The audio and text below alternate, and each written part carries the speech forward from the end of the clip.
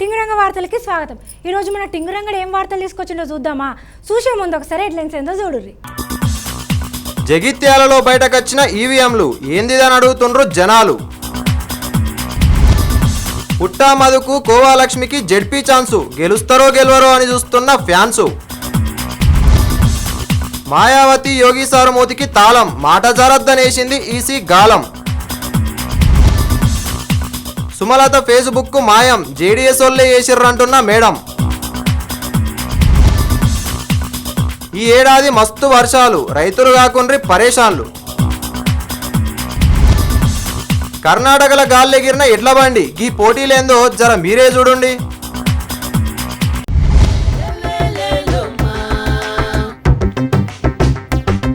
ఎటు పోతున్నావు రంగా? ఎటు బయలుదేరినావు కదా? నేనా తులసి మంతిని పోతా, ఆడ పని చూసుకొని అటు నుంచి అటే ఆసిఫాబాద్ దాకా పోయేస్తా. మంతినికెందుకు, ఆసిఫాబాద్కి ఎందుకు? నాకు తెలిసి అక్కడ నీకు చుట్టపోళ్ళు ఎవ్వరు లేరు కదా. చుట్టపోళ్ళు ఉంటేనే పోవాలనా? నోరు మంచిదే తూరు మంచిది అవుతుంది అంటారు. ప్రత్యేకంగా చుట్టాలు ఉండాల్సిన అవసరం ఏం లేదు. మరి ఇంతకీ తమరు ఎందుకు పోతుర్రో? ముందుగా పుట్టా మధుసారిని కలిసి అటు ఇంకా కోవాలక్ష్మి మేడంను కలిసేద్దామని. అగ్గో గల్ నీకెరికేనా రంగా? అయినా గాలితో నీకేం పని? అసలే మొన్న ఓడిపోయిన బాధలు ఉండొచ్చు గాళ్ళు. ఆల్ ద బెస్ట్ చెప్పొద్దామని పోతున్నా తులసి. అరే ఎవరైనా నింటే నవ్వుతారు. ఓడిపోయిన వాళ్ళకి ఆల్ ద బెస్ట్ చెప్తారా ఎన్నన్నా? బెటర్ లక్ నెక్స్ట్ టైం అని చెప్పాలా కానీ. అట్టెడ్డి ముఖందాని ఉన్నావు కదా, వాళ్ళు మళ్ళీ జడిపీలకు పోటీ చేస్తారని కేసీఆర్ సారే చెప్పిండు. ఇప్పుడన్నా గెలువురు అని చెప్పొద్దామని పోతున్నా.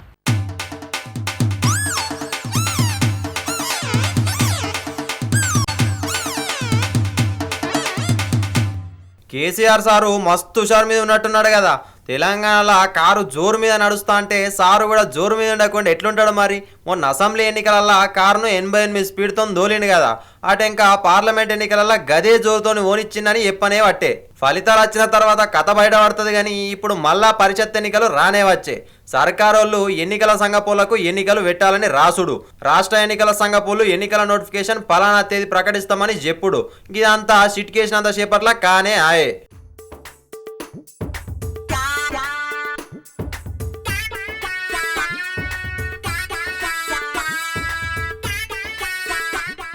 ఓ దిక్కు దేశమంతా పార్లమెంట్ ఎన్నికల వేడుంటే మనకేమో అవి కాగానే మళ్ళీ ఎలక్షన్లు వచ్చినాయి. తెలంగాణలోని జడ్పీటీసీ ఎంపీటీసీ ఎన్నికలకు ఈ నెల 18 నుంచి 20 మధ్యలో నోటిఫికేషన్ ఇస్తామని రాష్ట్ర ఎన్నికల పెద్ద సారు నాగిరెడ్డి చెప్పిండు. 3 విడతల ఎన్నికలు జరుపుతామని అన్నాడు. మొత్తం 32 జడ్పీ, 535 ఎంపీపీ, 535 జడ్పీటీసీ, 5857 ఎంపీటీసీ స్థానాలకు ఎన్నికలు జరగనున్నాయి.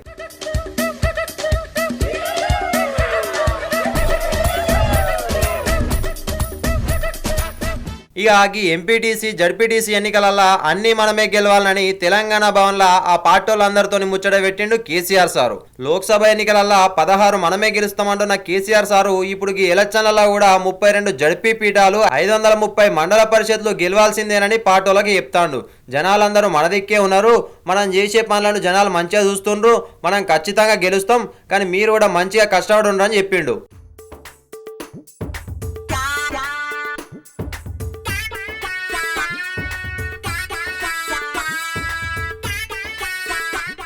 ఇక ఈ జడ్పీటీసీ ఎంపీటీసీలను సెలెక్ట్ చేసే బాధ్యతను ఎమ్మెల్యేలకి ఇచ్చిన కేసీఆర్ సారు 2 జడ్పీ అభ్యర్థుల పేర్లనైతే ప్రకటించిండు. సారు నమ్మితే ప్రాణం ఇస్తాడు, నచ్చకపోతే దూరం పెడతాడని అందరికీ తెలిసిందే కదా.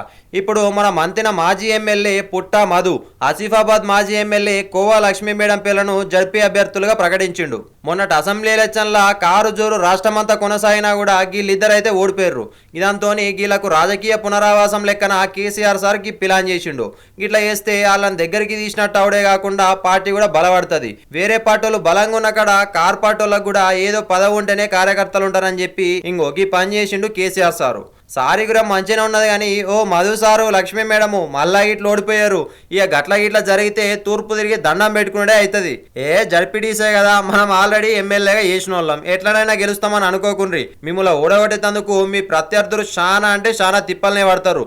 ఇది దృష్టిలో పెట్టుకొని మంచిగా జనాలకు పోయి గెలిచి కేసీఆర్ సార్ మీ మీద ఉంచిన నమ్మకాన్ని ఎట్లనైనా నిలబెట్టుకోర్రి.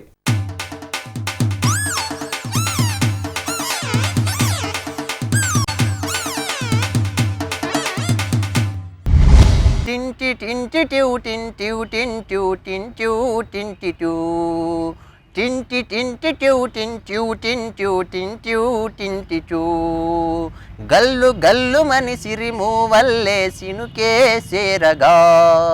ఏందో ఎల్లేందో సారు మస్తు హుషారు మీద ఉన్నాడు. చినుకు వార్తతోని చిరు సంబురం తులసి. మంచిగానే ఉన్నది ముచ్చట. ఓ దిక్కేమో ఎండలు భూమిని బద్దలు కొడుతున్నాయి, నువ్వేందో శినుకు ముచ్చట్లు చెప్పు చిత్రంగా.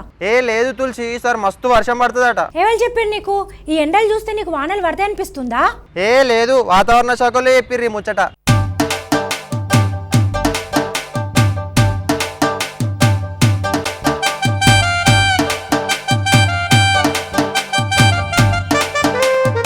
అబ్బా, కాలానికి కూడా రాజకీయం ముంటబట్టినట్టున్నది. అయినా కాలానికి రాజకీయానికి లింక్ ఏందని అనుకుంటారా? మన రాజకీయ నేతలకు ఎలక్షన్లప్పుడే రైతులు గుర్తొచ్చినట్టు ఈసారి కాలానికి కూడా ఎలక్షన్లు వచ్చినప్పుడే రైతులు గుర్తొచ్చినట్టున్నారు. చెప్పింది ఏం అర్థం కాలేదా? అయితే నుండ్రి ఇంకా వివరంగా చెప్తా.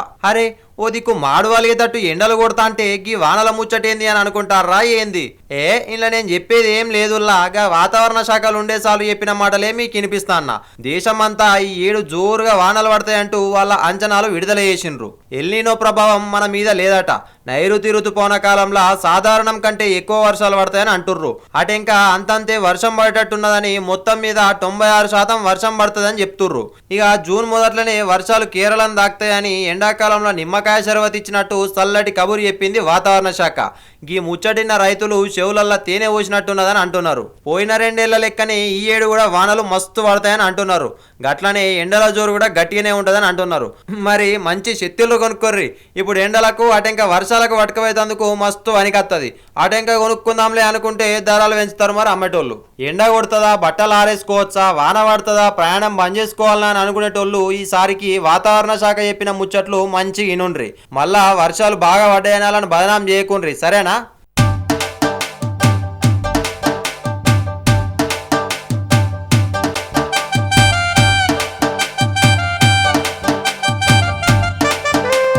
అబ్బో, ఎద్దుల బండ హెలికాప్టరా గది? రంగా నువ్వు టింగు రంగానివి గందుకే అయిను.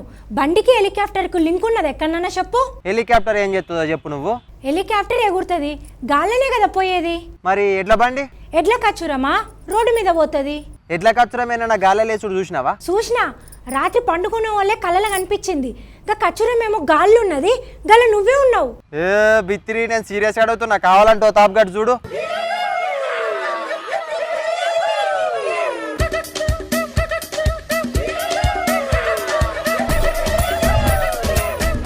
కర్ణాటకలో ఎద్దుల బండ్ల పందాలు జోరుగా జరుగుతున్నాయి. అయితే అస్సాంలో నిర్వహించిన ఈ పందాలల్లా ఓ ఎడ్ల బండి పరేషాన్ చేసింది. ఎడ్లు మంచిగా జోరు మీద ఉరుకుతా అంటే మధ్యలో ఓ గట్టడ్డం వచ్చింది. గంతే బండిపైగా గట్టుకు దాకుడు, బండి గాల్లెకి లేచుడు ఇంకొకట్లా జరిగింది.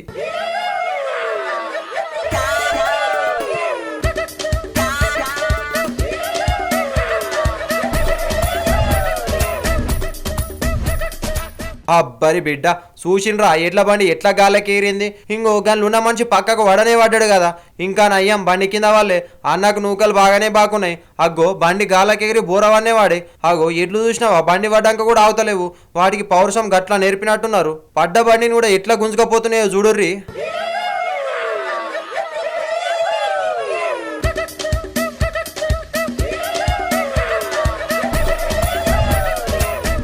అగ్గో గిట్లా పడ్డ బండిని కూడా ఎడ్లు గుంజుకపోతా అంటే పందాలు జరిపేటోళ్ళు ఉంటారు కదా, చెప్పని అలర్ట్ అయ్యిండ్రు.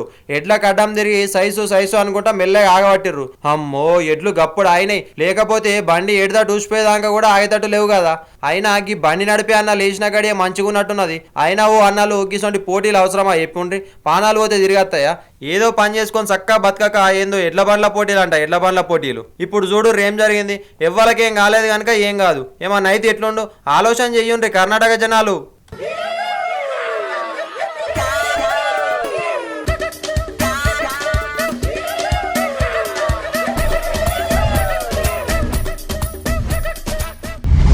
తులసి, నేను చెప్పేది జర శవన పెట్టు. ఈ కాన్ నుంచి నువ్వేమన్నా అన్నావనుకో మంచిగా ఉండదు చెప్తున్నా. నేను ఎందుకు తిడతారంగా? నువ్వేమన్నా తింగరి పనులు చేస్తేనే కదా నేను తిట్టేది. లేదు, ఈ కాన్ నుంచి చూకొని చెప్తున్నా. నువ్వు నన్ను తిట్టినా ఊకుంటా గానీ ఈ నడమ నువ్వు మా తాతను బాగా తిడుతున్నావు, మంచిగా ఉండదు చెప్తున్నా. అరే మాట వరుసకు అట్లా తిడితే నియంగా నీ తాతను తిట్టినట్ట? అగ్గో, నీ తాతను అంటున్నావు, మళ్ళా మీ తాతను అని గౌరవించాలి. లేకపోతే ఏం చేస్తావు? పెద్ద సార్లతో చెప్పి మాయావతిని యోగి సార్ను మాట్లాడకుండా చేసినట్టు నేను కూడా మాట్లాడకుండా చేస్తా. ఇంతకీ గాలని ఎందుకు మాట్లాడకుండా చేసిర్రు? అయ్యో అట్టి పిసదాని ఉన్నట్టున్నా కదా, ఈ వార్త చూడు నీకే తెలుస్తుంది.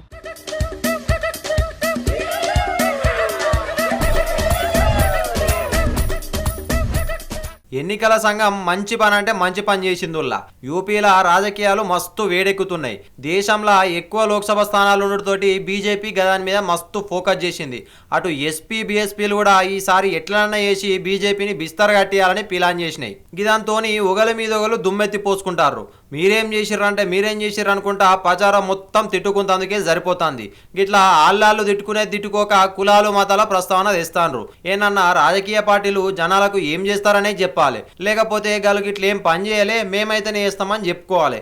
ఒక్క మాటలో చెప్పాలంటే విమర్శలకు ఆరోపణలకు కూడా హద్దు పద్దు ఉండాలి. కానీ ఇక్కడ కులాలు మతాలు అని ఇష్టం వచ్చినట్టు తిట్టుకుంటా అంటే సుప్రీంకోర్టు చూసి మంచిగానే సురుకులంటించింది. గాళ్ళు గింత చేస్తాన్నా మీరే పట్టించుకోరా ఏం చేస్తారా అని ఈసీని అడిగింది. గిదంతోటి ఎన్నికల సంఘం వీళ్ళిద్దరికి గట్టి షాక్ ఇచ్చింది.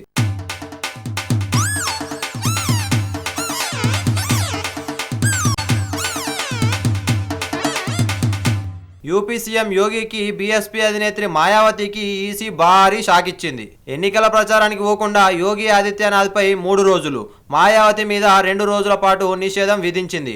యోగి 72 గంటల పాటు, మాయావతి 48 గంటల పాటు ప్రచారం నిర్వహించొద్దని ఉత్తర్వులు జారీ చేసింది. యోగి ఆదిత్యనాథ్ చేసిన అలీ బజరంగ్ బలి వ్యాఖ్యలను కాంగ్రెస్ పార్టీకి ఓటేయొద్దంటూ ముస్లింలకు మాయావతి పిలుపునివ్వడాన్ని ఈసీ తప్పు పట్టి ఇంకొకట్లా గట్టిగానే బుద్ధి చెప్పింది. గీలకే కాదు, కేంద్ర మంత్రి బీజేపీ నేత మేనకా గాంధీకి 48 గంటలు, సమాజ్వాదీ పార్టీ నేత ఆజం ఖాన్ కు 72 గంటల పాటు ప్రచారంలో పాల్గొనేందుకు వీల్లేదని ఆ ఆదేశాలలో ఈసీ చెప్పింది. ఈసారి ఎవ్వరు గిసొంటి కులమతాల రాజకీయాలు చేసినా చర్యలు తప్పవని గీళ్ళ మీద వేటేసి అందరికీ చెప్పింది ఎన్నికల సంఘం.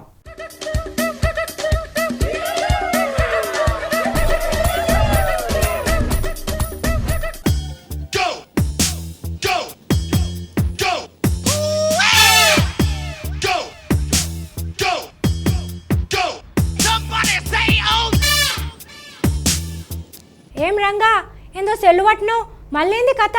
ఏం లేదు, నా పాస్బుక్ కాదు నా ఫేస్బుక్ ఉన్నదా లేదా చూసుకుంటున్నా. ఫేస్బుక్ ఎటు పోతుంది? కాక చెత్తుకపోతుందా ఏంది? ఏ లేదు, అసలే ఎన్నికల దినం, ఎవరైనా బ్లాక్ చేసినా చేస్తారు. ఎన్నికల దినం అయితే ఫేస్బుక్ ఎందుకు బ్లాక్ చేస్తారు? కర్ణాటకలో సుమలత మేడం కూడా గిట్లనే బ్లాక్ చేసిరు కదా, మళ్ళీ నాది ఇట్లా బ్లాక్ చేసిరేమో అని చూస్తున్నా. అగ్గో, సుమలత మేడం ఎందుకు బ్లాక్ చేసిరు ఫేస్బుక్? ఎందుక అందుకు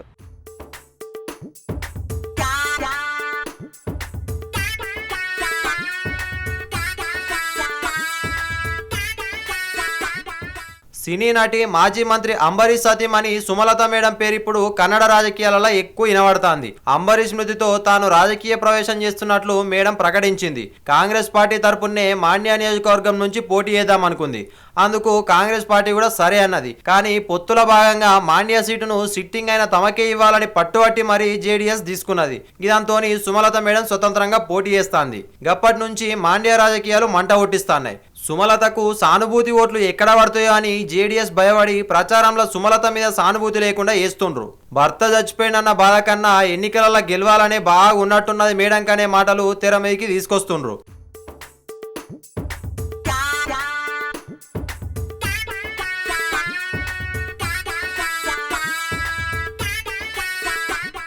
దాంతోని సుమలత మేడం కూడా గట్టిగానే కౌంటర్లు ఇచ్చుకుంటా ప్రచారం చేసుకుంటాంది. అయితే ఇక్కడ దాకా అంతా మంచిగానే ఉన్నది కానీ ఇప్పుడు ఫేస్బుక్ లొల్లి ఈ 2 పార్టీలలో అవుతుంది. అయితే ఈ 2 పార్టీలకు ఫేస్బుక్ ఎందుకు వచ్చింది అనుకుంటారా? చెప్తా ఇనుండ్రి. సుమలత మేడం ఎన్నికల ప్రచారం కోసం ఫేస్బుక్ పేజీని ప్రారంభించిందంట. అయితే గిదాన్ని ఎవరో హ్యాక్ చేసి ఖాతాను బ్లాక్ చేసారంట. గిదాంతోని మేడంకు మస్తు కోపం వచ్చిందంట. గింత దిగజారుడు రాజకీయాలు చేస్తారని అనుకోలేదు, ఫేస్బుక్ ఖాతాను కూడా బ్లాక్ చేపిస్తారా, గిదంతా కుమారస్వామి పని అని ట్వీట్ చేసింది. గంతేకాదు, నేను ఇంకో కొత్త ఖాతా తెరిచినా అని దాన్ని చూపెట్టి దీన్ని అందరు లైక్ చేసి షేర్ చేయాలని ట్విట్టర్లో మేడం కోరింది. చూసిండ్రా రాజకీయాలు ఎట్లా మారుతున్నాయో. మరి ఇది జేడీఎస్ వాళ్ళే నియంగానే బ్లాక్ చేసిండ్రా లేకపోతే ఎట్లా బ్లాక్ అయిందో కానీ మేడం అయితే గిట్లా మాట్లాడింది. అయినా మొదటి నుంచి కూడా కర్ణాటక రాజకీయాలు ఏదో లెక్కన జనాలల్లా వార్తలుగా ఉంటూనే ఉన్నాయి. పొరి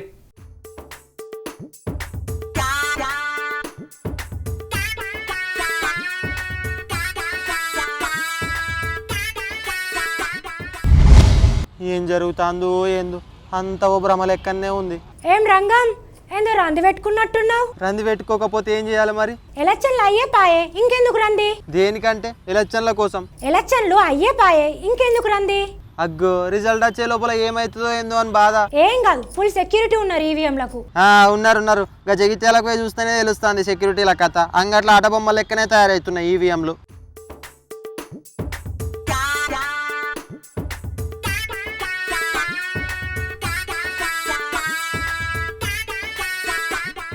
ఎన్నికలు అయిపోయినాయి, ఫలితాలకు మస్తు టైం ఉన్నది. కానీ ఈ మధ్యలో ఏం జరుగుతుందో అని ముందు నుంచే మస్తు డౌట్లున్నాయి. డౌట్లున్నట్టే జగిత్యాల అర్ధరాత్రి ఈవీఎంల తరలింపు జరిగింది. జిల్లాల రాత్రిపూట ఆటోల ఈవీఎంల తరలింపు కలకలం రేపింది. జగిత్యాల తహసీల్దార్ ఆఫీస్ నుంచి 2 మనుషులు ఆటోల ఈవీఎంలను తీసుకొచ్చిండ్రు. అయితే వీటిని ఎక్కడి నుంచి తీసుకొచ్చిర్రు అనే దాని మీద ఆటో డ్రైవరు పొంతనలేని సమాధానాలు చెబుతుండడం మస్తు అనుమానాలకు తావిస్తుంది.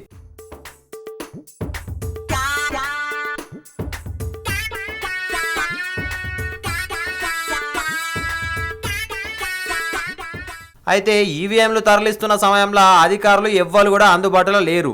ఈవీఎంలను ఆటోలో తరలించడం గమనించిన కొందరు వ్యక్తులు అక్కడికి ఏరుకొని అసలు ఏంది కథ అని అడిగిండ్రు.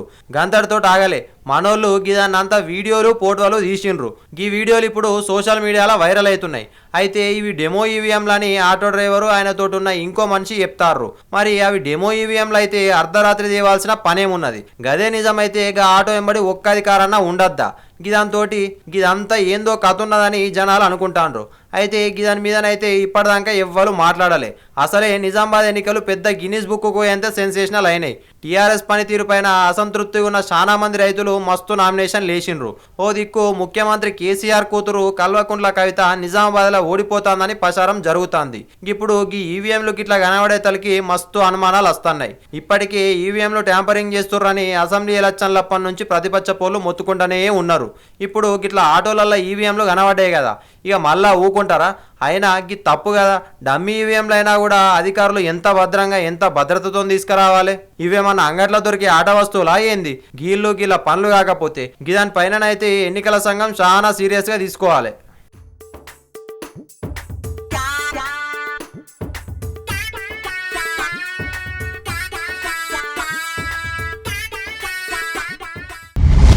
ఎట్లున్నాయి ఈరోజు టింగరంగ వార్తలు? అందరు మస్తు ఖుషి చేసారు అనుకుంటా. మళ్ళీ రేపు గీదయాలకు మళ్ళీ కలుద్దాం. అంతవరకు చూస్తూనే ఉండండి 99 TV. For more updates, please subscribe 99 TV Telugu.